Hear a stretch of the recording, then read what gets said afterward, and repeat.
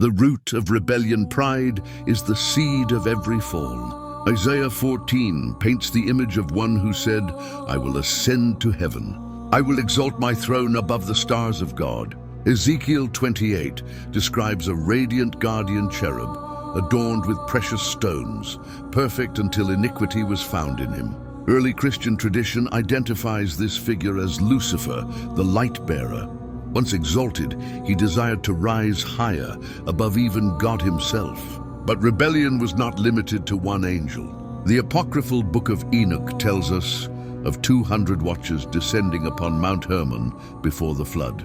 Their leader, Semjaza, among them Azazel, who would become infamous. These angels swore an oath together, binding themselves to a pact that would forever alter creation.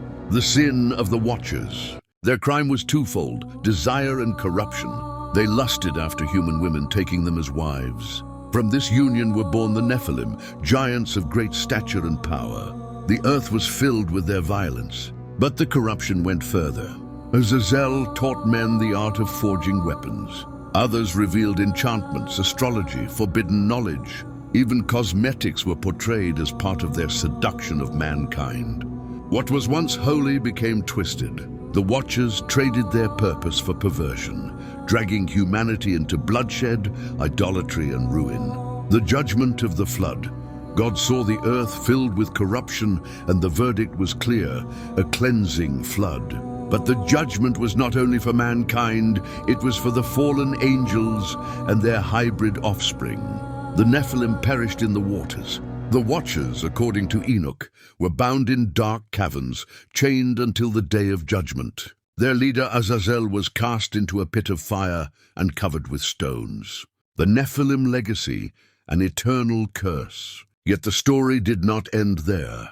The spirits of the giants, restless and without bodies, became what later traditions call demons, unclean spirits that wander the earth to this very day. But how did giants reappear after the flood? Numbers 13 speaks of the Anakim, descendants of Enoch, who made the Israelite spies feel like grasshoppers. The answer lies in contaminated bloodlines that somehow survived. The ancient world knew them by many names: the Rephaim, who ruled vast territories east of Jordan; the Emim, whose very name means terrors; the Zamzumim, giants so fierce that entire nations fled before them. Goliath of Gath stood 9 feet tall, wearing armor that weighed 125 pounds. His brothers were equally massive. These were not isolated anomalies. They were the continuation of an ancient genetic corruption.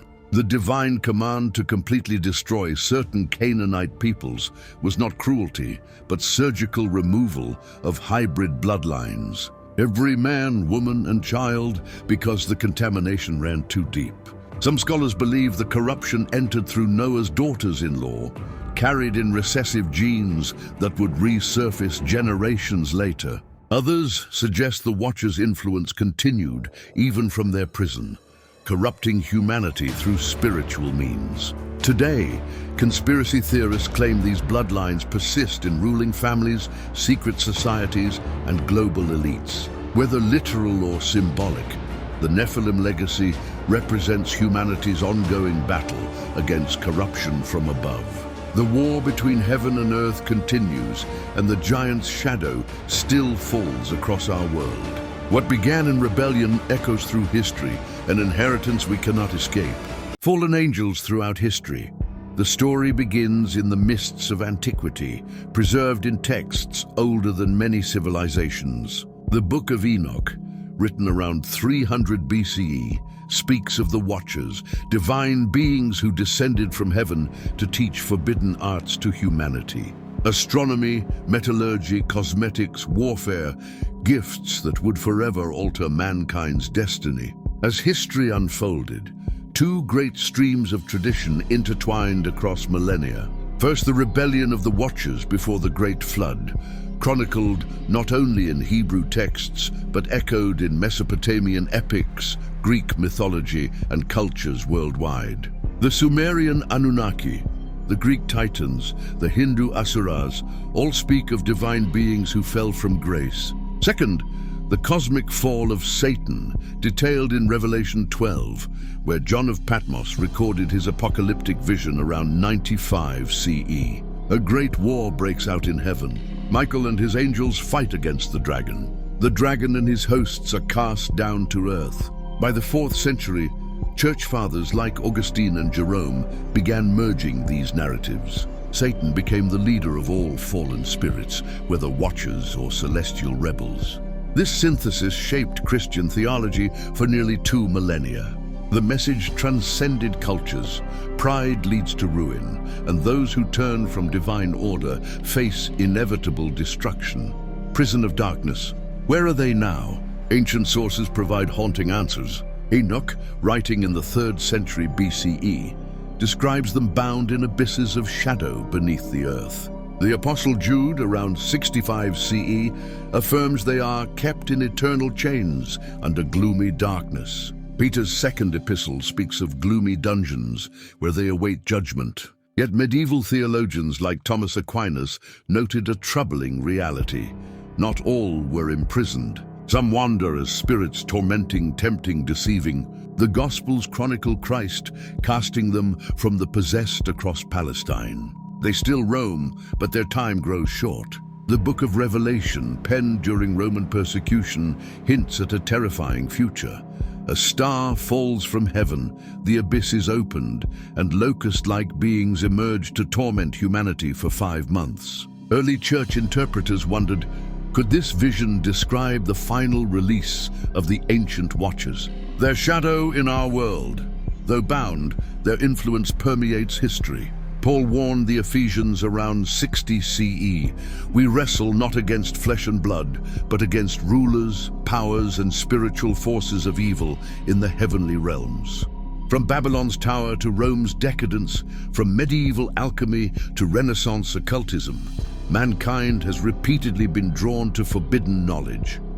The Watchers' teachings, war, sorcery, genetic manipulation, echo through the ages. The Knights Templar, the Illuminati, modern secret societies, all pursuing hidden wisdom that some claim originates from these fallen ones. Today, governments declassify files on unidentified aerial phenomena. Technology advances with CRISPR gene editing, artificial intelligence surpassing human capability, and surveillance networks monitoring every citizen. Ancient astronaut theorists wonder, are these developments mere human progress or shadows of the same corrupting influence that once taught antediluvian mankind to forge weapons and peer into forbidden realms? The question that haunted our ancestors now confronts us. In our quest for ultimate knowledge and power, are we walking the same path that led to humanity's first great judgment? As history unfolded, 2 great streams of tradition intertwined: the rebellion of the Watchers before the flood, and the cosmic fall of Satan, the dragon of Revelation 12. In that passage, a great war breaks out in heaven. Michael and his angels fight against the dragon. The dragon and his hosts are cast down to earth. Christian tradition eventually merged these narratives, seeing in Satan the leader of all fallen spirits, whether watchers or rebels of another kind. The message is clear: pride leads to ruin, and those who turn from the Creator are destined for destruction. Where are they now? Enoch says, bound in abysses of shadow.